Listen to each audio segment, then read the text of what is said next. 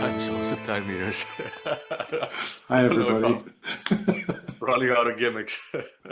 You had a request from a I don't know, viewer or at least a follower of your Instagram, Yeah, Supergroups. they were talking about supergroups, Yeah. and it's a suggestion that I thought was a cool idea. I think I brought it up with you as well, and we've sort of spoken a little bit about some in the past, but this gives us a good opportunity to talk about them. So Simon and I have come armed with three supergroups each, and really we're just going to talk about this idea or the concept of what is a supergroup in inverted commas, and just sort of play with that. Just as a heads up, I'm not picking all-time favorites. I'm picking, just a few very different things. But let's. Did you want to sort of get the I guess the whatever it is rolling? Yeah, sure. I mean, first I want to say that when this first got brought up, I thought I got nothing for this because I mean, of course, I know what a supergroup is, but I could not think of so many that mattered a lot to me. Mm. But then, as it, you know, the seed got planted and it got to grow a little bit, I actually realized, I actually got a lot on this topic and kind of strong opinions as well. Ooh, Um, so spicy. yeah, I don't know if it's that spicy, but well, stick around and you guys find Yeah, out. we'll But find out. That's uh, right. I think like the first time I remember when I got to know what a supergroup was, and it was like in 2004 or five when I was reading rock magazines, and then they talked about supergroup, and like it was a new concept to me. That so basically maybe it's good to establish what do we consider being a supergroup, because to me at least it is when uh, established member of or members of established bands join join forces, and therefore they don't need to start anew. They already got a record deal basically from just being the names that they have. And maybe now when things are, at least in these genres, more independent, maybe it's not so much about the record deal because they can do a Kickstarter or whatever. However, and I remember that the example that was being used in this rock magazine, it was because the singer Jeff Scott Soto from Talisman, so like an AOR band, was having like a new band called Soul Circus. I think Soul Circus with US was in capitals because it was like a US thing, perhaps.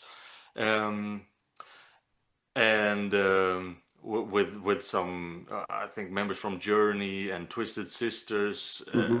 and this didn't hit. And as and the thing was like that was has been my perception that supergroups usually don't really hit. Of course, we talked about ELP on a separate episode, which was of course a supergroup that really did hit. Um, and like after that, um, you had like I listened a lot to Dream Theater and also Symphony X, and always felt like Symphony X had the best singer with Russell Allen, but Dream Theater had the best musicians or instrumentalists, maybe with an exception of Michael Romeo, who plays guitar in Symphony X, who's like a really a guitar god. But so my ideal thing would be to have Dream Theater with Russell Allen from Symphony X on vocals. And actually, that kind of happened. At least you had Mark Portnoy, who was my favorite member of Dream Theater, joining forces with um, Russell Allen, and they created a band called Adrenaline Mob. The only thing was like Adrenaline Mob did nothing to me, so it just enforced this feeling that supergroups is just not worth it, man. I think the Uh, thing about supergroups, just before we jump on, is that I think yeah, that's why they're so attractive, is because everyone does it.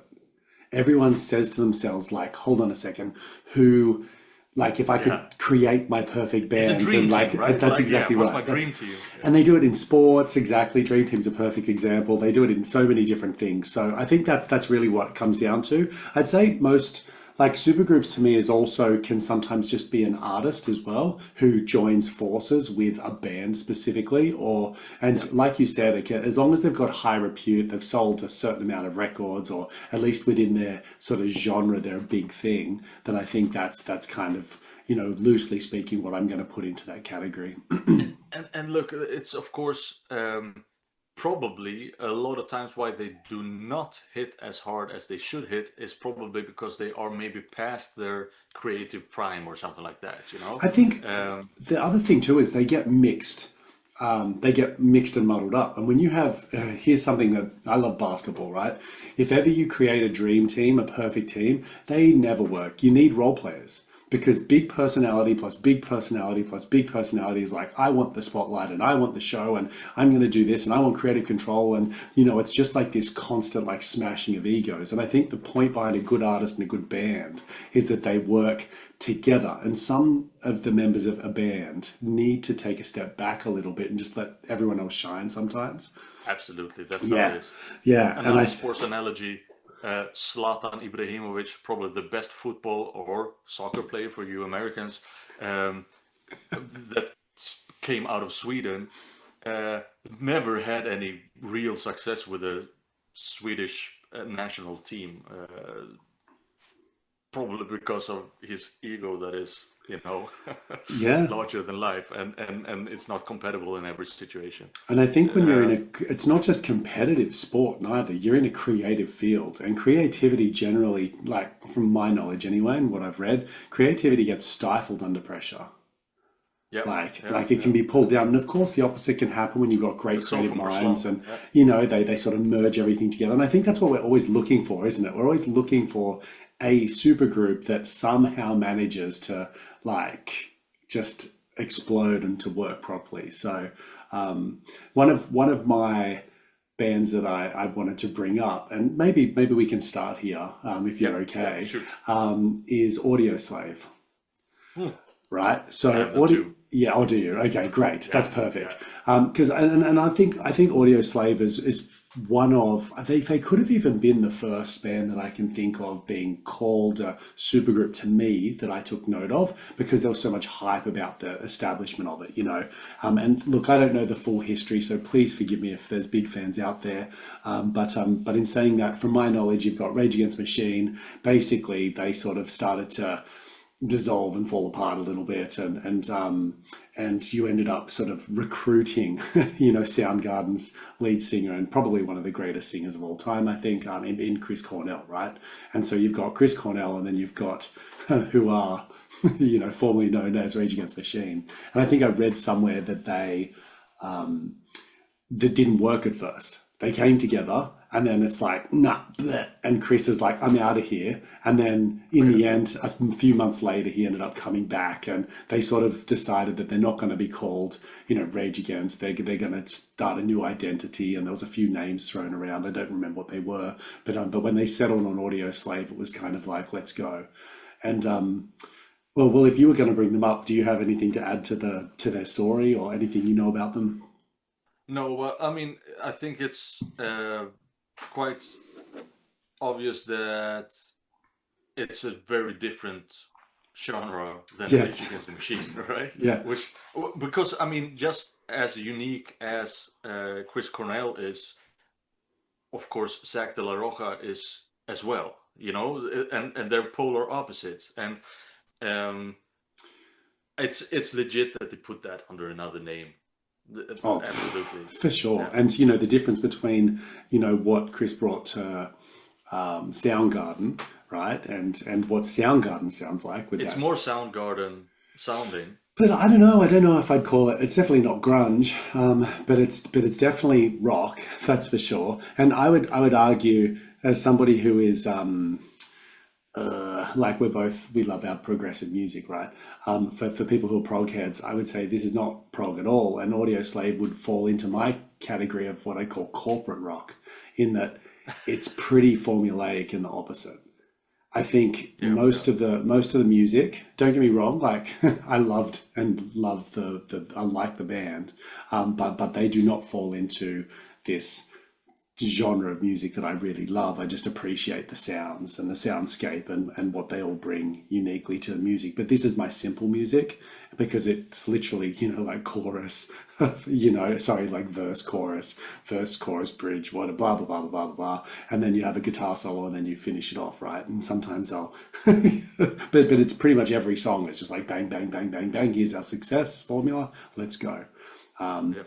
And so I think it's quite simple from a composition point of view. And I'd say that Rage Against the Machine was much more like Progressive in the diverse, true sense of the word, at least. diverse for Yeah. sure. Yeah. But you do have the likes of Tom Morello on guitar, who's just doing stupid things, and some really funky sort of bass sort of riffs that go on as well. I think is that Tim Comerford or something his name is.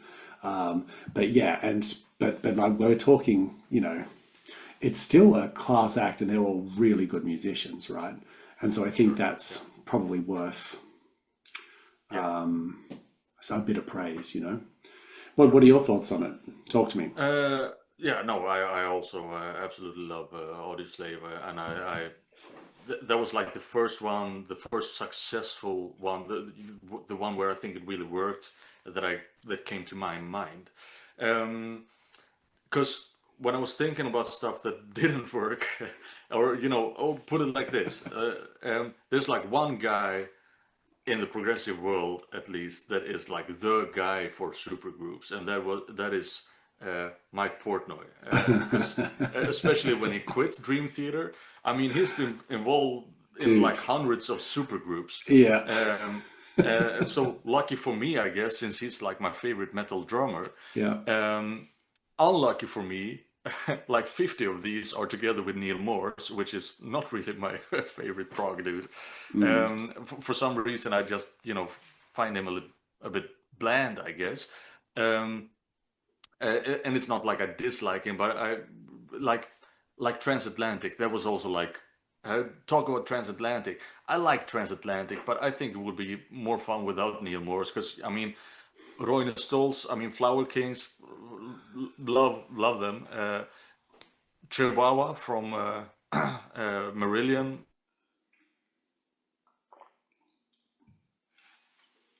I think like it should have worked way better for me than it did, and I blame Neil Morse for this because I haven't really hooked with Neil Morse other stuff as I have done with Roy Stolz and is it Pete Chihuahua or George Chihuahua? Oh, anyway, Chihuahuas other stuff. But Um, Transatlantic are absolutely loved. They have such a yeah, devoted, loving, like support base. And Transatlantic, I think, is the band that was brought up originally with this yeah, supergroup idea, if I yeah, remember correctly. I mean, no, yeah. I really haven't explored them enough to really go like to have my full say of it. All I know is that I've listened to it. I thought it's a bit interesting, but it didn't like bowl me over. And so because of that, it's ended Exactly. up in my Yeah, yeah. perpetual list of I need to explore. And Oh, yeah. that's kind of the I've category I I've would listened to put plenty transit. of records of them, and like my uh, like final uh, judgment here is I like them, but I don't love them, Yeah. you know, and and I like some of Mike Portnoy's side stuff more. Flying Colors I enjoy more. Sons of Apollo I think is really fucking good. That's together with um, Tal, what was his name? I've never listened to it. From the guy who played on the Chinese Democracy record from Guns N' Roses, the guitar player there. He's not like Slash. He's a legit guitar player, Oh, really. so you're saying Um, Slash is not a guitar player? Okay. Yep. I mean, he There's is a a guitar spicy player. take. He's absolutely a guitar player. Uh, Maybe one of the most overrated ones.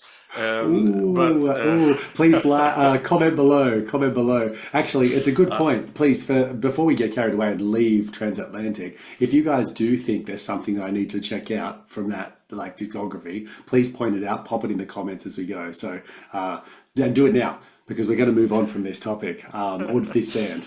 But yeah, continue, Simon. Sorry. yeah, no, and I think in the end, my favorite, it just has to be Liquid Tension Experiment Yeah. of my supergroup with Mike Portnoy, which is, of course, the members of Dream Theater, except no singer and no. And that said, I like James Labrie, but and also no Johnny Myung on bass, but they have um, Levin Yeah. from Tony. you Yeah. know the Tony yeah Levin. that Tony Levin that worked with just so many things. Kim Crimson and Yeah. Peter Gabriel, and has this beautiful bass sound, and of course, crazing out with the Chapman stick, which is such a crazy instrument to see, I think. Mm. So yeah, also kind of enjoyed the OSI stuff that he did with Kevin Moore. But yeah, So my just my number one, before you jump so your number one is Liquid Tension Experiment. Is that what you're about to say?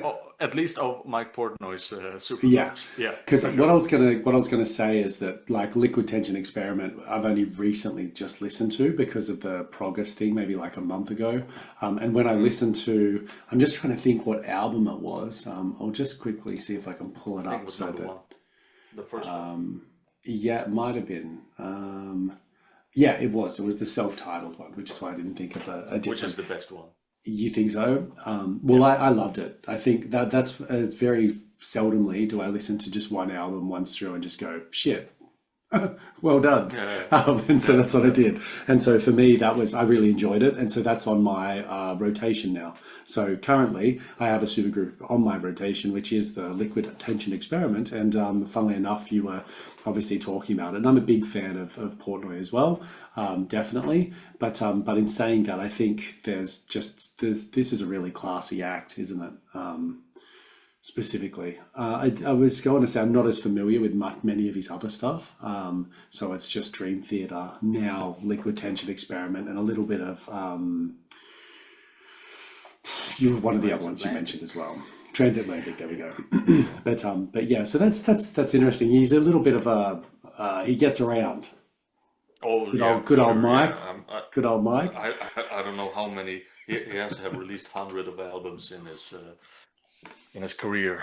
Yeah, Yeah, pretty crazy. I mean, I realize he's got some serious chops, but he kind of does so much work just as a like a session player as well, doesn't he? Like just picking yeah. I up and mean, yeah. I mean, he played with Avenged Sevenfold and Twisted Sisters, and yeah, there's just so many things he stood in for, right? Yeah, yeah.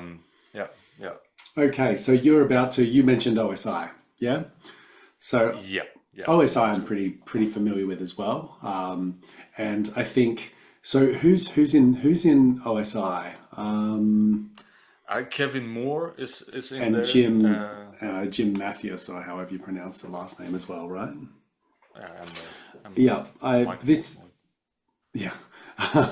That's right, and it depends on when and where you look at their stuff. I think their first Yeah, one was just the two of them, and then they added Portnoy at some stage. I can't remember, but they've also done work with like I heard it the other day. What's his name? Stephen Wilson and a bunch of others as well with some of the work that they've done in the background. So yeah, look. right. What do you think of OSI? They're a great band to talk about. What's your thoughts? Well, I mean, okay, I've not spent that much time with them, so I just had them as a footnote. Yeah, But the stuff I heard, I enjoyed. Yeah, I actually, I think Kevin Moore is even though he's not as technical as maybe the keyboard players after that in Dream Theater, I think he's got great keyboards. mm, Uh, a lot of times people talk about that he was holding Dream Theater back in the beginning. I absolutely do not think that, and maybe it's because I'm not a keyboard player myself, but I really enjoy his sounds and his melodies and stuff like that. yeah. So do I. So do I. And I think I've listened to Fire Make Thunder, Free, Office of Strategic Influence, and Blood. I think they're the only four albums they released, isn't it? But Yep. I've listened to all of them, not tons, but they're a band that I was always on my I need to go back and listen to them because they're just so unique. just so unique. Like the vocals are just so like low key, and that mix of like electronic and sort of progressive and like it's just this cool little mix of contrasts that you might not necessarily see together as much because it's not a standard synth, is it? It's much more electric, Yep. like more Yeah, techno-y to me. yeah, Yeah, yeah, it's very digital. yeah. Yeah, So I kind of I like it. I think for those out there that want something that's really different, maybe checking out OSI is a good idea because I I think they're a really unique and different band that's worth maybe checking out. And I think if I remember correctly, I read that these guys did they do their production completely separately and send it to each other. So they like okay. send one and then they send it back and then they sort of work it. And I think it's I can't remember which one spends most of the time doing sort of some of the production stuff, and then they sort of wrap it up and then record it together. So I was quite interested by this band, and they intrigued me to this day, and they're still on my continue exploring. But I just always tend to they always just slip off my Yeah, lists, and then I same, come back. same. It's like every time I listen to it, I'm thinking, oh, I'm gonna listen more to this, and then I, then I don't. Yeah, yeah. Yeah, I think I'm averaging about well in 2023 I played them about 60 tracks according to Last FM. This year I'm sitting Right. at about sort of 40. So um, anyway, so they're Did on you and have them off. on your list? They were on a list of to talk about. The same with Liquid Tension Experiment, actually. So I had them to Or just bring up and talk just lightly about an OSI as well. But yeah, for me, they're just so different. You got this instrumental Liquid Tension Experiment, which is very experimental. It's big on beats and cool sounds and layering, and which is very progressive. But this OSI is just a digital slash prog rock like hybrid that's sort of got these sort of lo-fi vibes to me as well. So I kind of think they're very different again to Audioslave too. What about you? What else you got? I've got like a couple of one-offs, I guess. One is The Sea Within. Have you heard that? I've heard the name. It Tell me is more about it. also It's also with Roine Stolz from Flower Kings, and as well as Jonas Reingold, also from Flower Kings. Um, but Daniel Gildenlöv from Pain of Salvation is on there as well as Tom Brislin from Yes. So yeah, I mean this is, I guess it's a lot similar to uh, Pain of Salvation, or actually, the Flower Kings released an album in 2005 which featured uh, Daniel Gildenlöv on vocals, and I guess that was a little bit different from the other stuff that the Flower Kings did. So maybe this is like an effect of this, that they wanted to go through with it, but the fans did not really, agree with the direction that Yeah, the Flower Kings went, which I thought was a great direction actually. Um, I the album that they did, The Sea Within, I think is a great album. It has great I've melodies, heard great I've heard songs. Ashes of Dawn from that. Hmm? I've listened to that and it's been earmarked. So that to me is saying I need to go and check this out.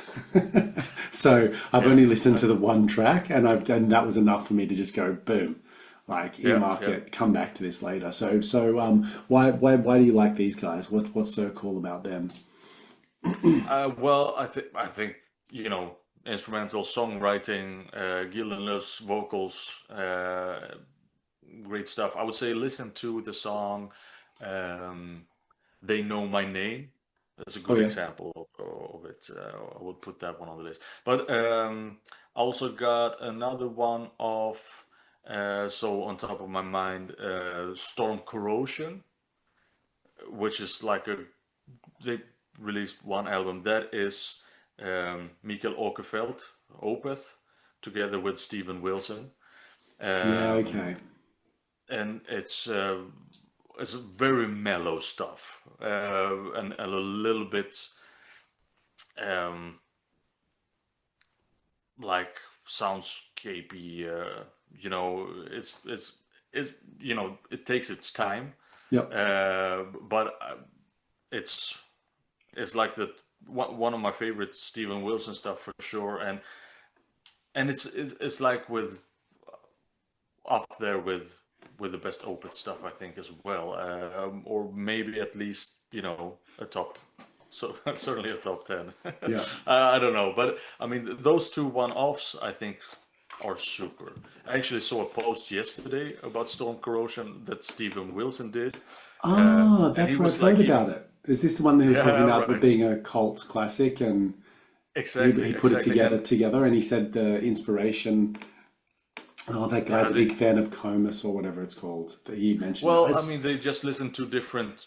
They stuff. just try to top each other with introducing trying to blow the minds with old records, and then Yeah. they were Yeah, it's getting funny, drunk isn't and it? jammed on it. Isn't social media funny in the algorithm? Because I definitely saw that one as well. So yeah, Yeah, yeah, yeah. But then he also hinted about making a follow up at some point, so that would be interesting.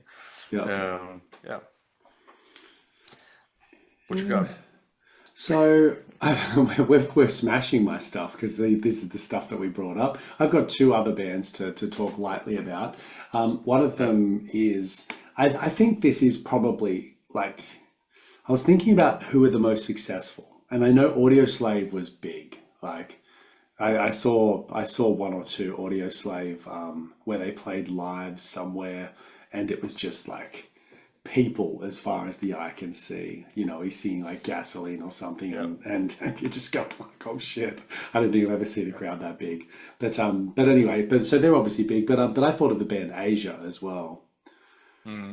And I thought to myself, like, these guys here are, like, this is obviously a mix of, I think it's like the guy from King Crimson and Yes and ELP or something. And I just don't know the lineups of these bands as much. But obviously, Asia ended up becoming like this huge sensation. And this is a band that I know, like, all the songs, but I don't know how I know them.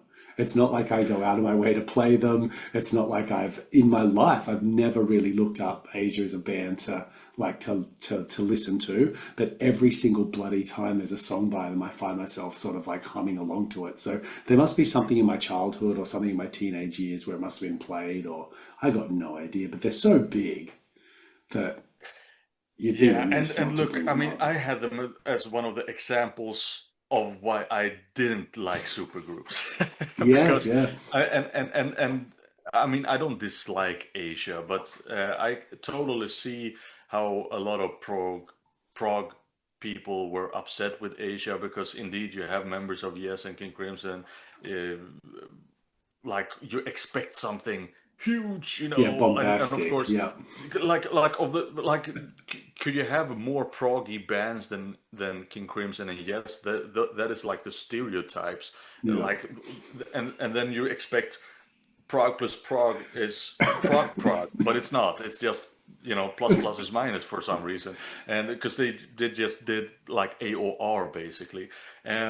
I mean, heat of the moment was of course this huge radio hit that it still got, even though it got released in I think 1980. Yeah.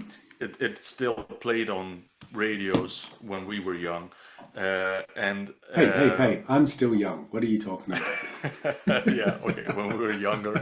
He's like, whatever, um, man. it might not be played on the radio anymore, but actually I played Metal Gear Solid 5, which was released maybe 5 years ago, and then it featured an Asia song as well.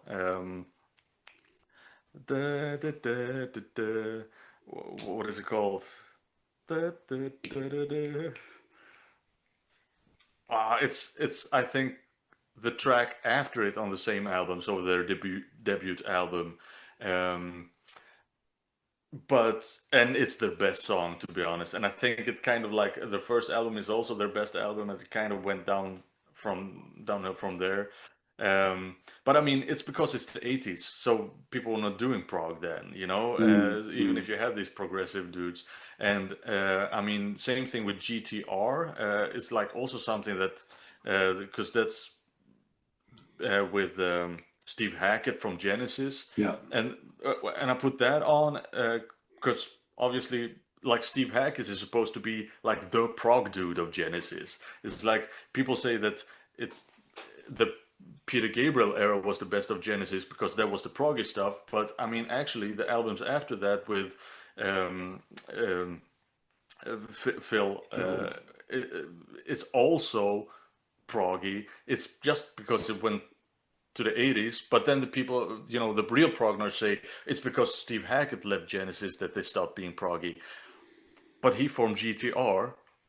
It's not proggy. It's fucking AOR as well, And I think it's like mid-tier AOR. So, they are also like on, maybe.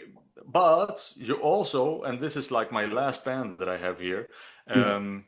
Uh, Also, Bill Bruford from King Crimson, and yes, the drummer, joined forces with this guy from Soft Machine. It was like a very um, like free jazzy prog band in the 70s. Um, they created UK in 78. And I actually listened to them just the other day. And they released 2 albums, and they are it is absolutely prog, and it's absolutely good. So you have also John Wetton from King Crimson. So you have the rhythm section from there. Mm. And that's great stuff. But it was 2 albums. I guess I don't know how long those egos are not compatible for too long. I guess. Yeah. Yeah. Yeah. It's a tricky. And that's the thing is we don't know the stuff that goes Actually, I on in have the one more background band. too. I have one more band I want to mention, Okay. and then I'm empty. And And okay. that's my new favorite, supergroup. Ooh, And okay. I've talked about them before. It is Bioscope, which is just like that's with Steve Rothery from Marillion, and this Torsten, whatever his last name is, from um,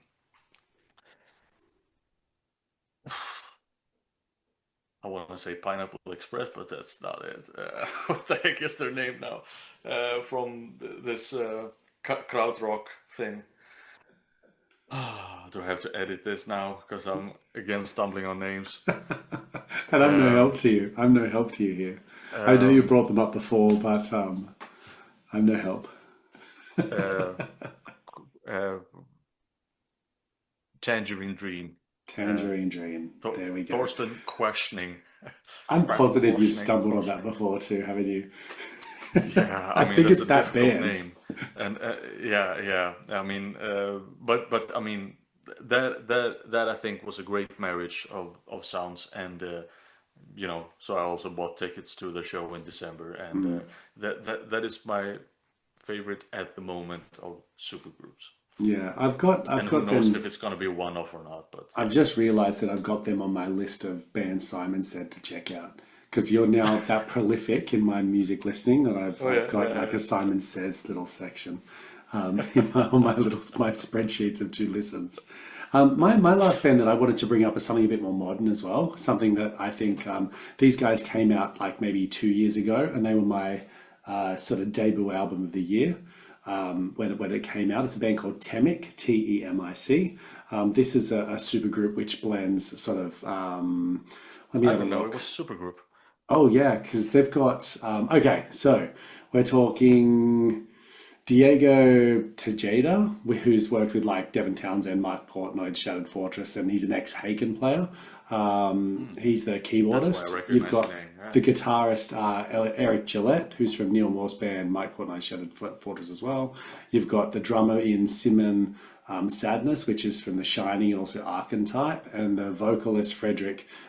He's I've never actually listened to his previous thing. I think it says here Marathon and 22. But yeah, so they've been, Marathon, as in the new project of this year of no idea.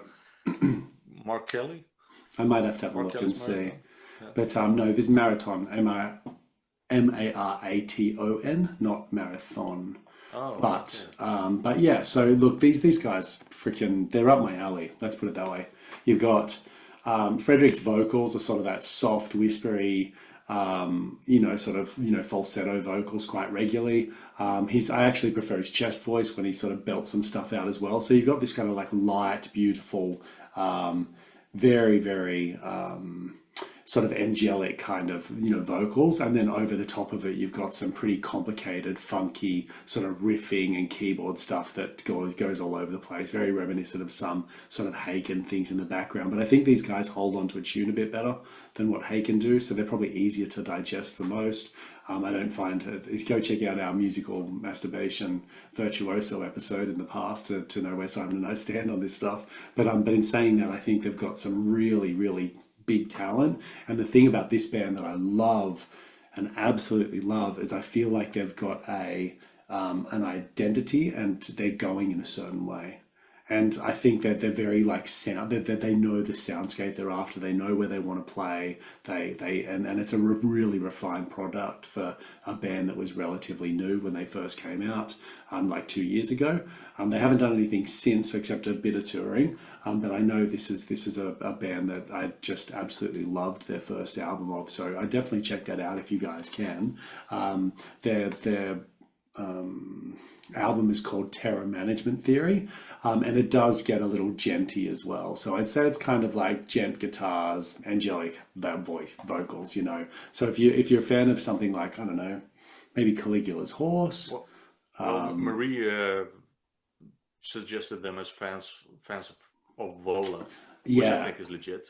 Yeah, and I think that's probably a good sort of place as well. So I know Marie and I were both two people that were very excited about Temic coming out when they were doing it. So her and I were counting down the days for like the release of the band, and funnily enough, she was the one who probably got me onto them in the first place.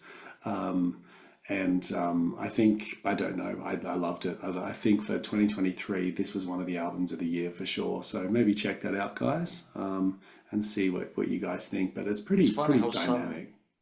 It's funny how some artists get stuck in supergroup paradise, like they just go from one. I don't know. And my first example there, Jeff Scott Soto from Talisman, I think his whole career is just going from one of those supergroup constellations to another, but he's not usually not in my ballpark of music, so I have not really followed him. He's a good singer, but some people just,